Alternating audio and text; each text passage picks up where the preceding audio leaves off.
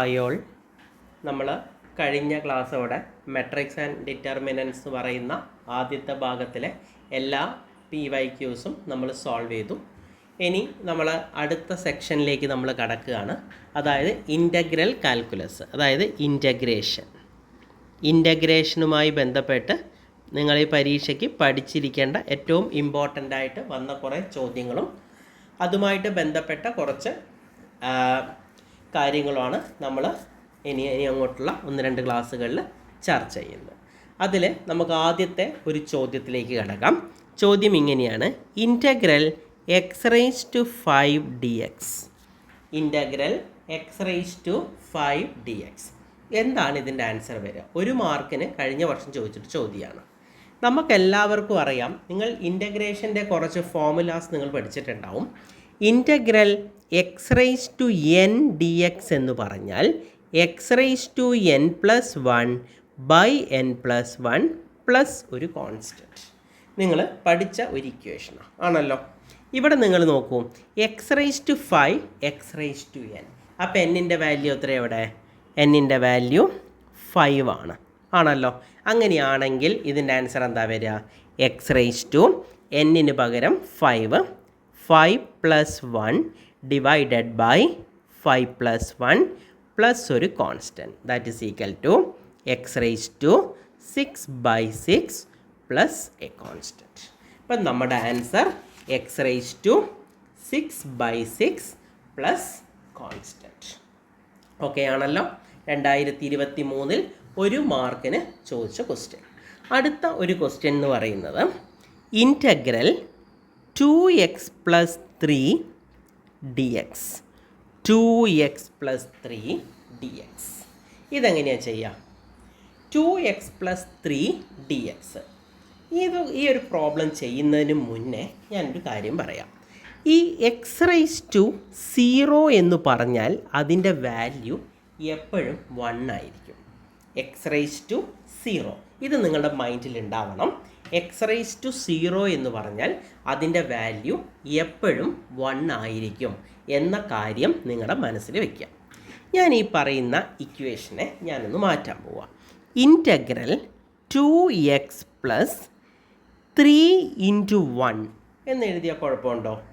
3 × 1 3 തന്നെയാണ്, into dx. ശരിയല്ലേ? 2x + 3 × 1 into dx. നമ്മൾ നേരത്തെ പറഞ്ഞു x⁻0 എന്ന് പറഞ്ഞാൽ 1 ആണെന്ന് പറഞ്ഞു. അങ്ങനെയാണെങ്കിൽ ഞാൻ ഇതിനെങ്ങനെ മാറ്റും? 2x + 3 × x⁻0 dx. 2x + 3 × x⁻0 dx. ഇനി നമ്മൾ എന്ത് ചെയ്യണം? ഇതിനെ 2 ഭാഗമാക്കണം. എങ്ങനെ 2 ഭാഗമാക്കുക? Integral 2x dx plus integral 3x⁻0 dx. കിട്ടിയോ? ഇവിടെ എക്സിൻ്റെ പവർ എത്രയാണ്? ഇവിടെ എക്സിൻ്റെ പവർ എത്രയാണ്? ഒന്നും തന്നിട്ടില്ലെങ്കിൽ അതെന്തായിരിക്കും? 1 ആയിരിക്കും. ഒന്നും തന്നിട്ടില്ലെങ്കിൽ നമുക്ക് ഉറപ്പിക്കാം അതിൻ്റെ വാല്യൂ എന്ന് പറയുന്നത് 1 ആയിരിക്കും. ഓക്കെ, നമ്മൾ നേരത്തെ എഴുതി വെച്ചു x⁻n dx എന്ന് പറഞ്ഞാൽ x⁻n+1/n+1. ഇവിടെ n-ൻ്റെ വാല്യൂ എത്രയാണ്? 1. ഇവിടെ n-ൻ്റെ വാല്യൂ എത്രയാണ്? 0. അപ്പം നമുക്ക് എങ്ങനെ എഴുതാം? 2 കോൺസ്റ്റൻ്റ് ആണ്, പുറത്തേക്കിടാം, ഇൻറ്റു x⁻1 dx പ്ലസ് ഇവിടെ 3 കോൺസ്റ്റൻ്റ് ആണ്, ഇൻറ്റു x⁻0 dx അല്ലേ? 2 ഇൻറ്റു ഇവിടെ x⁻n-ൻ്റെ വാല്യൂ 1 ആണ് അല്ലേ? So x⁻n+1 1 + 1 2 divided by n+1 2 plus ഇവിടെ 3 ഇൻറ്റു x⁻1/1 2ഉം 2ഉം കട്ട് ചെയ്തു, ബാക്കി എന്ത് വരും? x² + 3x. x² + 3x എന്ന് വരും. അപ്പം നമ്മുടെ ആൻസർ x² + 3x പ്ലസ് ഒരു കോൺസ്റ്റൻറ്റ്. ഇതും കഴിഞ്ഞ വർഷം 1 മാർക്കിന് ചോദിച്ച ക്വസ്റ്റ്യനാണ്. 1 മാർക്കിന് ചോദിച്ച ക്വസ്റ്റ്യൻ. ക്ലിയർ ആണ് എന്ന് തന്നെ വിചാരിക്കുന്നു. അപ്പം ഈ പറഞ്ഞ കാര്യം അറിയാത്തവരുണ്ടെങ്കിൽ ഒന്ന് മനസ്സിൽ വയ്ക്കുക, ഇമ്പോർട്ടൻ്റ് ആയിട്ട് വരുന്നൊരു കാര്യമാണ്. ക്ലിയർ ആണല്ലോ? ഓക്കെ ആണല്ലോ? ഇനി നമുക്ക് അടുത്ത ക്വസ്റ്റ്യനിലേക്ക് കടക്കാം. Integral sec square x dx. Integral sec square x dx. ഇത് നിങ്ങൾ പഠിച്ച ഒരു സ്റ്റാൻഡേർഡ് ഫോർമുലയാണ്. ഈ standard formula integral of sec square x dx എന്ന് പറഞ്ഞാൽ അത് ഡയറക്റ്റ് ക്വസ്റ്റ്യൻ ആയിരുന്നു, tan x ആണ്. sec square xൻ്റെ ഡെറിവേറ്റീവ് ഇൻറ്റഗ്രൽ tan x ആണ് എന്ന് പഠിച്ചു വയ്ക്കുക കേട്ടോ. sec square xൻ്റെ ഇൻറ്റഗ്രൽ tan x ആണ്. അങ്ങനെയാണെങ്കിൽ ഇവിടുന്ന് വരാവുന്ന മറ്റൊരു question integral cosec square x dx ആണെങ്കിലോ? cosec square x dx ആണെങ്കിൽ മൈനസ് കോട്ടെക്സ് ആണ് വരിക. മൈനസ് കോട്ടെക്സ് വരാൻ സാധ്യതയുണ്ട്.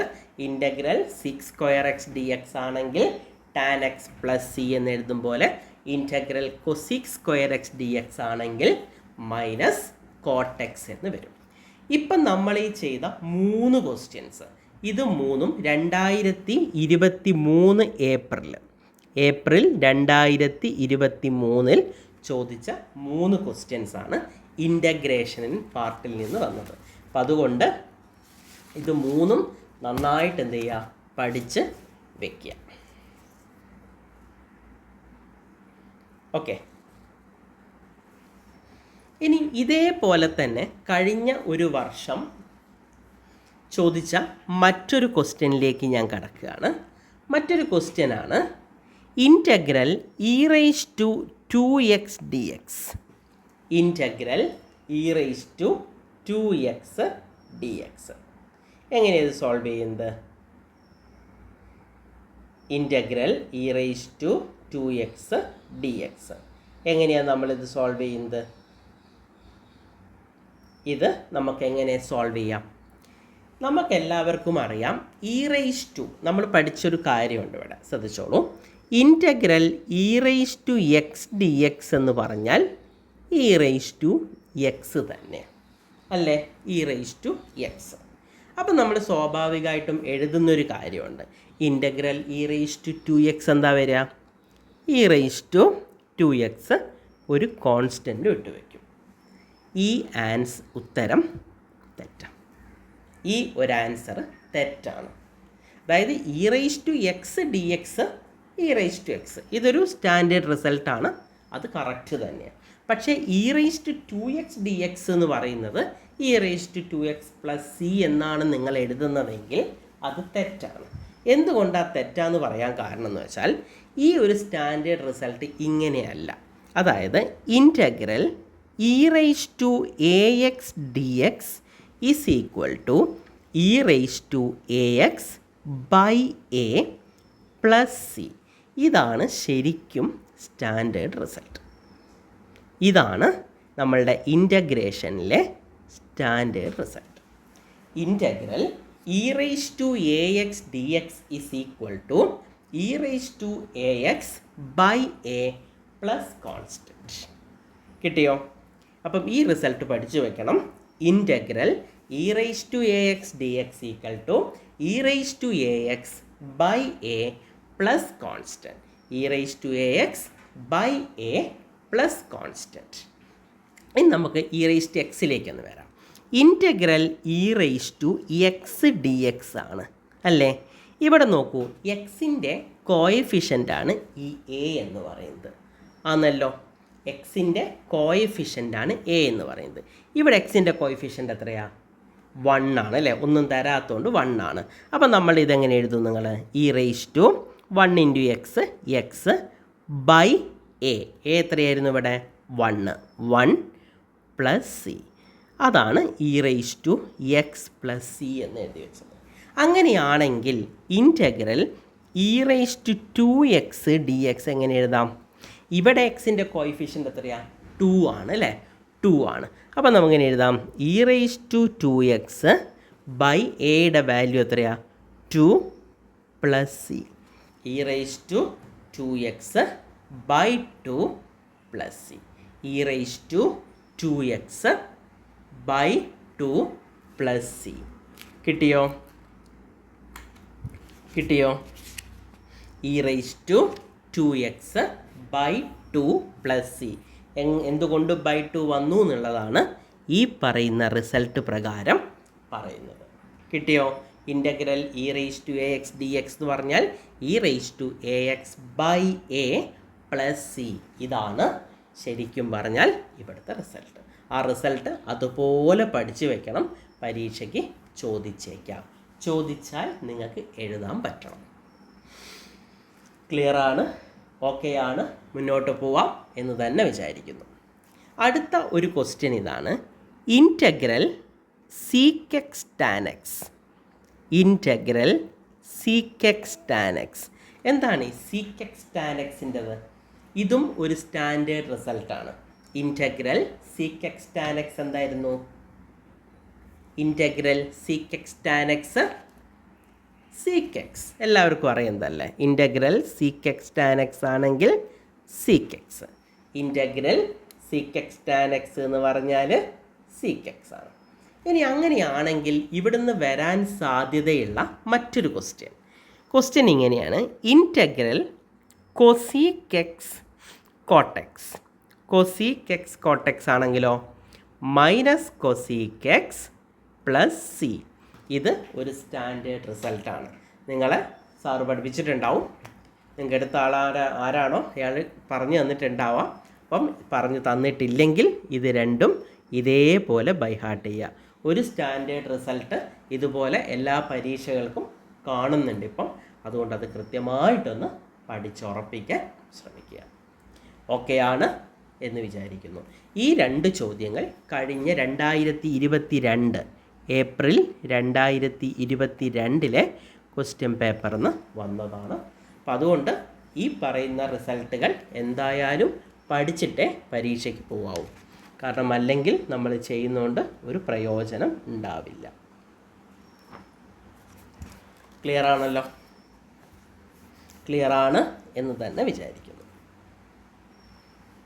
ഓക്കെ അല്ലേ? ഇനി നമ്മൾ മറ്റൊരു ക്വസ്റ്റ്യനിലേക്ക് കടക്കാൻ പോവുകയാണ്. കുറച്ചുകൂടി ഒന്ന് സീരിയസ് ആയിട്ട് ചെയ്യണം. പരീക്ഷയ്ക്ക് സ്ഥിരമായിട്ട് ചോദിക്കുന്ന ഒരു ഏരിയ. ആ ഏരിയയിലെ ചോദ്യങ്ങളാണ് ഇനി നമ്മൾ ചർച്ച ചെയ്യാൻ പോകുന്നത്. ഒന്ന് സീരിയസ് ആയിട്ടിരിക്കുക. അടുത്ത ക്വസ്റ്റ്യനിലേക്ക് നമ്മൾ കടക്കുകയാണ്. അടുത്ത ഒരു ചോദ്യം കുറച്ചൊരു വെറൈറ്റി ആയി ചോദിച്ചൊരു ചോദ്യമാണിത്. ചോദ്യം ഇങ്ങനെയാണ്. Find integral 2 plus sine x divided by cos square x d x. വളരെ സിമ്പിളായ ഒരു ചോദ്യമാണ്. 2 plus sine x divided by cos square x. ഈ ചോദ്യം കാണുമ്പം വലിയൊരു സംഭവമാണെന്ന് തോന്നും. 2-3 സ്റ്റെപ്പിനുള്ളിൽ ഇതിൻ്റെ ആൻസർ എടുക്കാൻ പറ്റും. നമ്മൾ ആദ്യം ഇങ്ങനൊരു ക്വസ്റ്റ്യൻ നിങ്ങളുടെ മുന്നിലേക്ക് വന്നാൽ ഇത് എന്തെങ്കിലും ഒരു വഴി ഉണ്ടോ എന്ന് നമ്മൾ ആദ്യം നോക്കുക. നമ്മൾ പഠിച്ച ഇക്വേഷൻസുമായി ബന്ധപ്പെട്ട് എന്തെങ്കിലും ഒരു വഴി ഇതിലുണ്ടോ എന്നാണ് നമ്മൾ ആദ്യം ഒന്ന് നോക്കേണ്ടത്. പെട്ടെന്ന് നോക്കുമ്പം ഒന്നും കാണൂല. അങ്ങനെ ചെയ്യുമ്പോൾ നിങ്ങൾ ആദ്യം മനസ്സിലേക്ക് ഇതിനെ എക്സ്പാൻഡ് ചെയ്യാൻ പറ്റുമോ നോക്കണം. എക്സ്പാൻഡ് ചെയ്യാൻ പറ്റുമോ എന്നതാണ് നമ്മുടെ മനസ്സിലേക്ക് വരേണ്ട രണ്ടാമത്തെ കാര്യം. ഇതിനെ നമുക്ക് എങ്ങനെ എക്സ്പാൻഡ് ചെയ്യാം? 2 plus sine x by cos square x. ഞാൻ ഇതിനെങ്ങനെയാണ് എക്സ്പാൻഡ് ചെയ്യുന്നത്? 2 by cos square x plus sine x by cos square x d x. അതായത് മുകളിലെ ഓരോ ടേമിനെയും കോസ് സ്ക്വയർ എക്സ് കൊണ്ട് ഞാൻ സെപ്പറേറ്റ് അങ്ങ് ഡിവൈഡ് ചെയ്തു. 2 by cos square x plus പിന്നെ സൈൻ എക്സിനെ കോസ് സ്ക്വയർ എക്സ് കൊണ്ട് ഡിവൈഡ് ചെയ്തു. നമുക്കറിയാം 1 ബൈ കോസ് എക്സ് നിങ്ങൾ പഠിച്ചിട്ടുണ്ട്. എന്തായിരുന്നു? സീക്ക് എക്സ് ആണ് അല്ലേ? 1 ബൈ കോസ് എക്സ് എന്ന് പറഞ്ഞാൽ സീക്ക് എക്സാണ്. 1 ബൈ കോസ് എക്സ് എന്ന് പറഞ്ഞാൽ സീക്ക് എക്സാണ്. അപ്പം 1/cos² എന്തായിരിക്കും? 1/cos², sec². സോ ഇവിടെ നോക്കൂ, 2/cos², അതായത് 2 × 1/cos² എഴുതാമല്ലോ, ഇതിനെ എഴുതാമല്ലോ. പ്ലസ് ഈ സൈൻ എക്സിൽ ഞാൻ എന്ത് വെച്ചാൽ sin x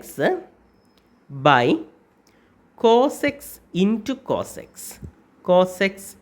cos x dx എന്ന് എഴുതാം. ശരിയല്ലേ? ഇവിടെ 2 × 1/cos² എഴുതി. ഇവിടെ ഞാൻ എന്ത് എഴുതി? sin x cos x എന്ന് എഴുതി. ശ്രദ്ധിച്ചോളൂ, ഇവിടെ എങ്ങനെ മാറ്റാം? 2 × 1/cos² sec². ഓക്കെ, പ്ലസ് ഞാൻ ഇതിനെ ഒന്ന് മാറ്റാൻ പോവാം. എങ്ങനെയാണ് മാറ്റുന്നത് വെച്ചാൽ sin x cos x ഒരു ഫംഗ്ഷൻ ഇൻറ്റു 1/cos x. ഒരു വ്യത്യാസവും ഞാൻ വരുത്തിയില്ല, എഴുതിയതിലൊരു മാറ്റം മാത്രം ഞാൻ വരുത്തി വെച്ചതാണിത്. ഓക്കെ ഓക്കെ, ക്ലിയർ ആണെന്ന് വിചാരിക്കുന്നു. ഇനി ഞാൻ ഈ 2-നെ ഇതിനെ 2 ഭാഗമാക്കാൻ പോവാം. എങ്ങനെയാണ് മാറ്റുന്നത്? 2 × ഇൻറ്റഗ്രൽ sec² പ്ലസ് ഇൻറ്റഗ്രൽ, ഇവിടെ നോക്കൂ, sin x cos x എല്ലാവർക്കും അറിയാം tan x ആണ് അല്ലേ? 1/cos x sec x, 1/cos x sec x കിട്ടിയോ? ഇനി sec²x ഇൻ്റഗ്രൽ എന്താ? sec²x എന്താ? നമ്മളുടെ സ്റ്റാൻഡേർഡ് റിസൾട്ട് പഠിച്ചതാണ്, tan x ആണ്. സോ 2 × tan x അല്ലേ? Plus tan x × sec x, അല്ലെങ്കിൽ sec x × tan x. നമ്മൾ ഓൾറെഡി നേരത്തെ ചെയ്തു, അത് sec x ആണ്, അത് sec x പ്ലസ് ഒരു കോൺസ്റ്റൻറ്റ് കൊടുത്താൽ നമ്മളുടെ ആൻസറിലേക്ക് എത്തി.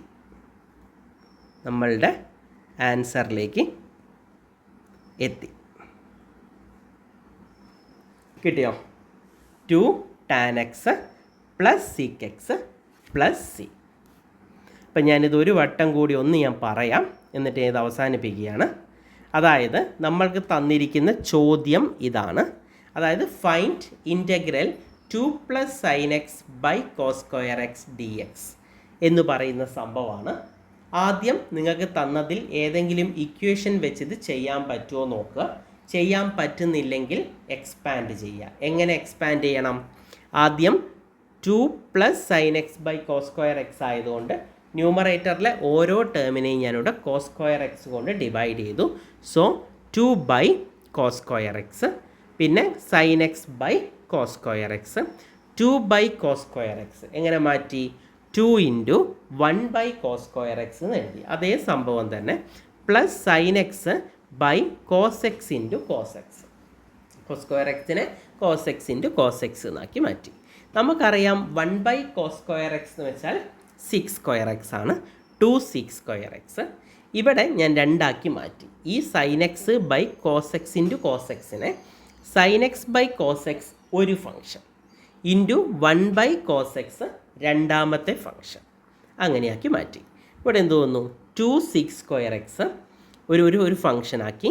ഈ sin x cos x എന്താ? tan x ആണ്, നമുക്കറിയാം.